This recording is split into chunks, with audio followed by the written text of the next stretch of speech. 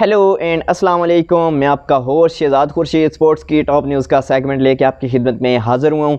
आज की इस वीडियो में मैं आपसे बात करूँगा Pakistan versus Australia second test इंतहाई क्रूशल मरहले में दाखिल हो चुका है और पाकिस्तान के लिए तकरीबन जीत के आसार नज़र आते हुए वो क्या सीन है इस मैच के हवाले से मुकम्मल डिटेल से बात करूँगा। इससे पहले मैं बताता चलूँ कि अगर अभी तक आप मेरी इस वीडियो पर न्यू हैं तो फ़ौरन से मेरी वीडियो को लाइक एंड चैनल को सब्सक्राइब कर लें, साथ लगे बेल आइकन को ज़रूर दबाएं ताकि मेरी हर आने वाली वीडियो का नोटिफिकेशन बर वक्त आप तक पहुंच सके और आप लोग देख सकें।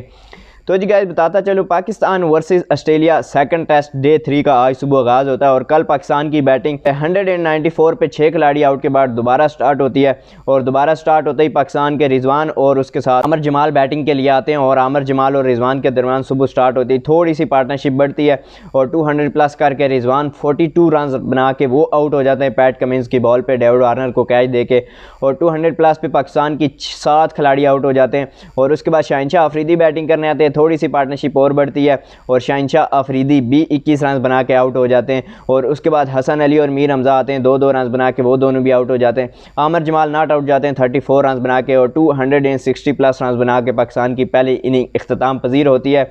50 प्लस रन का 57-58 रन की लीड लेके ऑस्ट्रेलिया दोबारा सेकंड इनिंग अपने स्टार्ट करने के लिए ग्राउंड में उतरती है और क्या खूबसूरत बॉलिंग की पाकिस्तान की जानिब से सेकंड इनिंग के स्टार्ट में। शहनशाह अफरीदी एक बार फिर रिदम में नजर आए, पहले ओवर की दूसरी ही गेंद पे उस्मान ख्वाजा को चलता कर दिया, तकरीबन 0 स्कोर पे ऑस्ट्रेलिया की पहली विकेट गिर गई और ऐसा लग रहा था कि पाकिस्तान ने तगड़ा कम बैक कर लिया है, लेकिन पहली विकेट गिरते ही उसके बाद मार्नुस लमिशा ने बैटिंग करने आते हैं और तकरीबन 4-5 रन बना के वो भी आउट होकर चले जाते हैं और कीपर कैच दे जाते हैं और इस तरह पाकिस्तान के तकरीबन 7-8 रन पे ऊपर ऑस्ट्रेलिया की 2 विकेटें गिर जाती हैं और पाकिस्तान मजबूत पोजीशन में आ जाता है। लेकिन अभी भी एक डर था कि डेविड वार्नर क्रीज पे मौजूद है क्योंकि डेविड वार्नर की आखिरी सीरीज़ है और यहाँ पे उसको आउट करना बहुत ज़रूरी था। पहले टेस्ट में भी उसने पाकिस्तान के खिलाफ तगड़ी इनिंग खेली थी तो इस बार भी यही डर लगा हुआ था, लेकिन 16 रन के ऊपर स्कोर पहुंचता है। वार्नर 6 रन बना के खेल रहे होते हैं कि मीर हमजा बॉलिंग करने आते हैं और मीर हमजा ने क्या खूबसूरत बॉलिंग की है। पहले डेविड वार्नर को क्लीन बोल्ड किया, उसके बाद अगली ही गेंद पे कह सकते हैं कि ट्रेविस हेड को भी क्लीन बोल्ड कर दिया। क्या खूबसूरत गेंदबाजी की है मीर हमजा ने इस टेस्ट में। पहले इनिंग में सबसे बेहतरीन इकॉनमी के साथ उन्होंने बॉलिंग की, 21 ओवर में 57 रन दिए, 2 खिलाड़ियों को आउट किया और अभी तक इस इनिंग में कह सकते हैं कि ऑस्ट्रेलिया के 4 खिलाड़ी 16 रन पे आउट हो गए थे। वहाँ से पार्टनरशिप लगती है स्टीव स्मिथ और मिचेल मार्श के दरमियान और एक बार फिर चांस दिया जाता है अब्दुल्ला शफीक की जानिब से। कप्तान को समझ नहीं आ रही भाई कि हम अब्दुल्ला शफीक को कहाँ खड़ा करें, बार बार ला के स्लिप में। पहले टेस्ट मैच में भी 2 कैच ड्रॉप किए, इस टेस्ट मैच में भी 2 कैच लगातार वो ड्रॉप कर दिए और वही जिन्होंने कैच ड्रॉप किए उन्होंने वापस फिर पाकिस्तान की फेंटी लगाई। ये आपको क्यों समझ नहीं आ रही? क्या बाकी टीम में कोई भी ऐसा प्लेयर नहीं है जो फर्स्ट स्लिप में खड़ा हो सके अब्दुल्ला शफीक के अलावा? वही ना वही बात होती है, पहले वो कैच ड्रॉप करता है फिर आपको वहीं लगा देते, उसको वहीं लगा देते हो, फिर वो कैच ड्रॉप कर देता है फिर आप चेंज करते हो। क्या फ़ायदा इससे भाई? उससे नहीं होती स्लिप में फील्डिंग। बराए मेहरबानी उसका पीछा छुड़ाएं स्लिप से, कहीं और उसको खड़ा कर दें, पूरा ग्राउंड खाली होता है, कहीं और उसके जगह बनाने, लेकिन स्लिप से उसको दूर रखें। और फिर वही बात होती है, फिर वो मिचेल मार्श का कैच ड्रॉप कर दें, तकरीबन 32-33 रन होता है और मिचेल मार्श का कैच ड्रॉप कर देते हैं और वहाँ से मिचेल मार्श फेंटी लगाना शुरू करता है और 96 रन बना के मिचेल मार्श आउट होता है और स्लिप में ही वो कैच होता है। और ये सबसे मुश्किल कैच कह सकते हैं कि सलमान अली आगा ने राइट साइड पर डाइव लगा के 1 हैंडेड कैच किया। सलमान अली आगा ने बेहतरीन कैच था, सीधा स्ट्रेट कैच हाथों में से आप छोड़ते हैं और मुश्किल कैच देखें। इससे बेहतर था आप पहले इनको लगा देते तो हो सकता था कि 150 या 200 के अंदर अंदर आप ऑस्ट्रेलिया की टीम को ऑल आउट कर सकते थे, लेकिन नहीं भाई, हमारा कप्तान है सोया हुआ होता है, उसको समझ ही नहीं आती फील्ड प्लेसमेंट हमने कैसे करनी है, किस प्लेयर को कहाँ खड़ा करना है। जो बार बार कैच छोड़ रहा है आप उसको फिर दोबारा से स्लिप में लगा रहे हो, भाई उसकी नहीं समझ आती। काइंडली मेहरबानी करें उसको उस जगह से जान छुड़वा दें, मेहरबानी होगी आपकी। और वो कैच कह सकते हैं कि कैच नहीं छूटा था, पाकिस्तान के हाथ से पूरा का पूरा मैच छूट गया क्योंकि जहां एक्सपेक्ट किया जा रहा था 250 के करीब टारगेट होगा, अब वही टारगेट तकरीबन 300 या 350 के करीब पहुंच जाएगा क्योंकि वहां से पार्टनरशिप लगती है स्टीव स्मिथ और मिचेल मार्श के दरमियान जो तकरीबन 170 रन तक ले जाती है।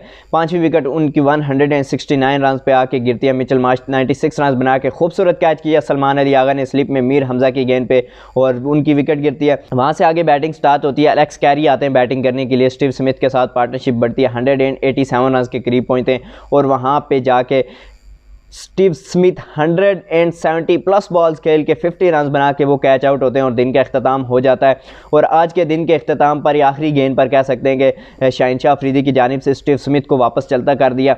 अब कल का आगाज़ जब मैच स्टार्ट होगा तो उस टाइम बेहतरीन यही होगा कि अगर पाकिस्तान की टीम 220 के अंदर पूरी की पूरी टीम ऑस्ट्रेलिया की ऑल आउट कर देती है। कोई इस टाइम मुश्किल नहीं है, एलेक्स कैरी को आपको उसको आउट करना कोई इतना मुश्किल नहीं है। बाकी पीछे बॉलर रह जाते हैं जैसे आपके बॉलर हैं, अगर पाकिस्तान उनको आउट कर जाती है इतने 220 के अंदर उनको आउट कर जाती है तो पाकिस्तान को 270 रन का टारगेट मिलेगा। तो हो सकता है कि पाकिस्तान चेज़ कर ले, क्योंकि ये टेस्ट मैच पाकिस्तान की जीत इसमें आहिस्ता आहिस्ता नज़र आ रही है। कन्फर्म जीत इसको इस टाइम कहते हैं, लेकिन फील्ड प्लेसमेंट और कुछ गलत फैसले जो हैं पाकिस्तान की इस मैच में कह सकते हैं कि फील्डिंग में खास तौर पे, बाकी तो तकरीबन क्लियर ही था। पहली बैटिंग भी पाकिस्तान की फ्लॉप ही हुई, लेकिन वो चांस गवा दिया, लेकिन फील्डिंग में जो कुछ कमी रह गई थी वो उधर उन्होंने गंवा दी और इस वजह से पाकिस्तान का जो चांस पहले 90% चांस था वो अब 50-50 के करीब पहुंच चुका है।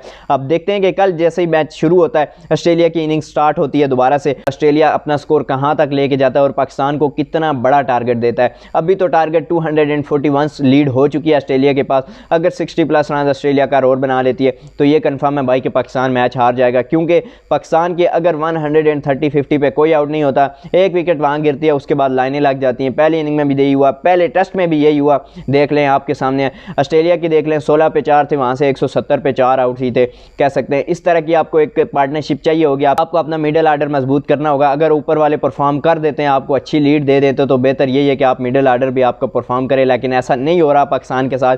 पाकिस्तान के मिडिल आर्डर मुकम्मल फ्लॉप होता जा रहा है। बाबर आजम को अपनी परफॉर्मेंस के ऊपर तवज्जो देनी पड़ेगी। अगर बाबर आजम कल परफॉर्म कर जाते हैं सेकंड इनिंग में तो ये कंफर्म है कि पाकिस्तान मैच जीत सकता है अगर बाबर आजम परफॉर्म करते हैं, क्योंकि बाबर आजम की विकेट इंतहाई ज़रूरी होती है क्रीज पे खड़ा होना। अगर बाबर आजम परफॉर्म नहीं करते, वो विकेट जो होती है वहाँ से आपके ऊपर प्रेशर डेवलप होना शुरू हो जाता है, क्योंकि एक विकेट आपकी ऑलरेडी गिर चुकी होती है, दूसरी विकेट भी उसी टाइम गिरती है जब बाबर आजम बैटिंग करने के लिए आते हैं। अगर वहाँ पर बाबर आजम परफॉर्म नहीं करते, जल्दी आउट हो जाते हैं, तो ये 2 विकेटें बैक टू बैक गिरने की वजह से पाकिस्तान की टीम के ऊपर प्रेशर आ जाता है। और प्रेशर फिर आपके देख लेंगे, प्रेशर में पाकिस्तान की टीम पिछले मैच में भी और इसकी मैच की पहली इनिंग में भी क्या कुछ हुआ है, पाकिस्तान के साथ ढका छुपा नहीं है। तो आपको ये चीज़ सोचनी पड़ेगी, क्योंकि जब बाबर आजम की जो विकेट है वो इंतहाई ज़रूरी और मेन विकेट है पाकिस्तान के लिए आज की इस मैच अगर आपको जीतना है और तारीख रकम करनी है पाकिस्तान ने एक बार फिर 24 साल बाद अगर आपने टेस्ट सीरीज़ या टेस्ट जीतने का अगर सोचा है तो बेहतर यही है कि ये मैच आप मजबूत पोजीशन में, अगर आप इसको कह सकते हैं कि मजबूती से पकड़ लेते हैं, इस टाइम कहीं इसको जाने नहीं देते, कह सकते हैं कि अगर आप आउट कर लेते हैं ऑस्ट्रेलिया की टीम को और उसके बाद अपने विकेटों के ऊपर तवज्जो देते हैं, टाइम बहुत पड़ा होगा आपके पास, 1.5 दिन से ज़्यादा का टाइम होगा आपके पास, आप मैच का रिजल्ट निकाल सकते हैं अपने हक में। लेकिन इसमें शर्त ये है कि आपको विकेट के ऊपर रुकना पड़ेगा, आपको विकेटें नहीं गंवानी पड़ेंगी। अगर आप विकेटें गंवा देते तो आप मैच भी हार जाएंगे जिस तरह पहला मैच आ रहा था। लेकिन अब ये कल ही पता लगेगा कि कितना टारगेट होता है और पाकिस्तान की बैटिंग क्या करती है। लेकिन पहले इनिंग में जैसे कल पाकिस्तान ने ख़त्म किया था उसके हिसाब से कुछ भी अच्छा स्कोर नहीं किया पाकिस्तान ने, 60-70 रन भी टोटल नहीं बनाए पाकिस्तान ने। अगर पाकिस्तान यहाँ 90 कर लेता तो 200 या 220 की लीड होती, 20 रन कम होते इस टाइम। लेकिन पाकिस्तान की बैड लग रही है और रिजवान साहब, वो फिर वही बात है, रिजवान साहब 42 बना के अगर वो 42 की जगह 50 कर जाते तो बेहतर था कि पाकिस्तान इस टाइम अच्छी लीड तो नहीं कह सकते कि कम स्कोर में ऑस्ट्रेलिया को आउट कर सकता था, लेकिन बैड लग रही रिजवान की भी, वो भी आउट हो गए। और जो कुछ हुआ वो पूरी इनिंग पाकिस्तान की आपके सामने है, जिस तरह से ऑस्ट्रेलिया वालों ने बॉलिंग की। लेकिन सेकंड इनिंग में जिस तरह से पाकिस्तान के फास्ट बॉलर ने बॉलिंग किया, कमाल बॉलिंग की, ख़ास तौर पर शाहिनशाह अफरीदी ने, और उनका भरपूर साथ दिया मीर हमज़ा ने, क्योंकि फर्स्ट के ऊपर से जिस तरह शाहिनशाह अफरीदी ने विकेटें निकाली हैं उनके साथ आके लोअर में बैक में मीर हमज़ा ने उनका साथ दिया और उनका साथ बाकी किसी बॉलर ने नहीं दिया। फिर जहाँ से थोड़ी सी पार्टनरशिप बढ़ी है और 170 स्कोर पहुँचते हैं, तो जैसे ही मीर हमज़ा कम बैक करते हैं और आउट करते हैं, कह सकते हैं कि मिचेल मार्श को, और शाहिनशाह अफरीदी भी थोड़े ही वक्फे के बाद यह है कि आखिरी ओवर में ही दे के वहाँ पे स्टीव स्मिथ को भी पकड़ लेते हैं। ये बेहतरीन इख्तिताम था पाकिस्तान के लिए। इस सीरीज़ में बेहतरीन मौका है पाकिस्तान को ये मैच जीतने का। अगर पाकिस्तान ने जीतना है तो बेहतरीन सबसे मजबूत पोजीशन इस टाइम पाकिस्तान के हाथ में है। अब वो यही डिपेंड करता है कि कल आप ओपनिंग डे कैसे स्टार्ट करेंगे,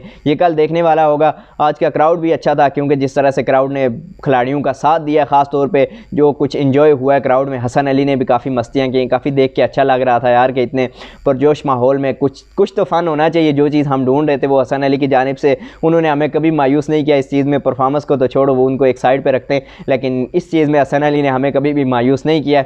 नंबर 2 के ऊपर हमारे पास न्यूज़ है, मोहम्मद हफीज़ ने पाकिस्तान की टीम के ऊपर कुछ कह सकते हैं कि कानून लागू कर दिए, स्ट्रिक्ट कानून है जिसके ऊपर पाकिस्तान के जो प्लेयर हैं वो काफ़ी नाराज़ दिखाई देते हैं हफीज़ से, काफ़ी मुश्किल में। ज़राए ने निकल के ये बताया कि पाकिस्तान के ये जो प्लेयर हैं, टीम है, इसने कह सकते हैं कि मोहम्मद हफीज़ के इन फैसलों के ऊपर काफ़ी गुस्सा पाया जा रहा है। मोहम्मद हफीज़ ने ये कानून लागू किया भाई कि जब आप ग्राउंड में जाएंगे मैच खेलने के लिए या प्रैक्टिस के लिए, कोई भी खिलाड़ी ग्राउंड में नहीं सोएगा, कोई सुस्त नहीं दिखाएगा। अगर आप सुस्त या सोएंगे तो आपको $500 फ़ाइन देना पड़ेगा। $500 पाकिस्तानी कह सकते हैं तकरीबन 1 लाख से ऊपर बनते हैं इस टाइम। तो इस वजह से ये कानून लागू किए हैं, इस वजह से तमाम खिलाड़ियों के ऊपर शदीद दबाव भी है कह सकते हैं, लेकिन ये एक अच्छा है कह सकते हैं। खिलाड़ियों ने कहा है कि ये ऐसा है, ऐसा लग रहा है जैसे अंडर 16 खेल रहे हैं, ऐसा दबाव वहाँ भी नहीं होता, लेकिन कहीं ना कहीं ये ऑस्ट्रेलिया की सीरीज़ में अच्छा साइन है, क्योंकि इसी की वजह से आप आगे कुछ ना कुछ कैरी कर सकते हैं। लेकिन लेट्स सी, देखते हैं कल के मैच के हवाले से, कल जैसे स्टार्ट होगा क्या रिजल्ट निकलेगा, इसके ऊपर कल ही बात करूंगा। ये थी हमारी आज की वीडियो, उम्मीद करता हूँ आपको वीडियो पसंद आई होगी। अगर पसंद आती है लाइक शेयर एंड सब्सक्राइब लाजमी करें। मिलते हैं नेक्स्ट वीडियो में, तब तक के लिए दीजिए इजाज़त। अल्लाह हाफिज़।